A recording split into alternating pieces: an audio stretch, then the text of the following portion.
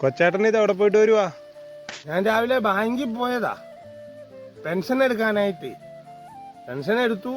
ആ 11:45 ബസ്സിന് ഇങ്ങ് കയറി പോന്നു. പയ്യയില നടന്ന് വീട്ടിലോട്ട് അങ്ങ് പോവാമല്ലോ. ഇറങ്ങി വന്നപ്പോ തോമസ് കുട്ടിയെ ഈ പറമ്പിൽ വല്ലതും കണ്ടോ? കണ്ടില്ല.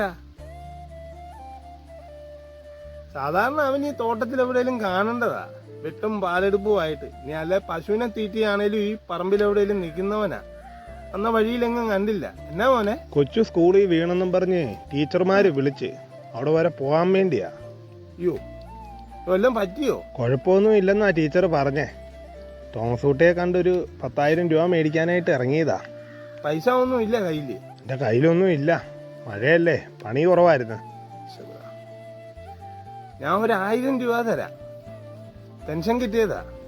ആ ചായ കഴിക്കുന്നൊക്കെ കടയിൽ ഒരിത്തിരി പറ്റുണ്ടായിരുന്നു, അത് കൊടുത്തു. കൊടുത്തിട്ട് ബാലൻസ് ഇതേ ഉള്ളൂ. എന്നാ ഇത് വെച്ചോ. അയ്യോ വേണ്ട കൊച്ചേട്ടാ. വാങ്ങിച്ചോടാ. വേണ്ട ചേട്ടനെ വെച്ചോ. അത് നീ വെച്ചോ. ഞാൻ തോമസ് കുട്ടിയെ കണ്ട് മേടിച്ചോളാം.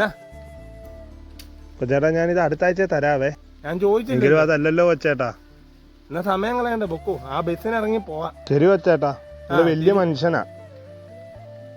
പൈസ മനുഷ്യന് ആവശ്യങ്ങൾക്ക് ഉപകരിക്കാനുള്ളതാ. അതിങ്ങനെ പോക്കറ്റിലും അലമാരിയിലും വെച്ചോ ഇരുന്നിട്ട് ഒരു കാര്യവും ഇല്ല. പൊക്കോ.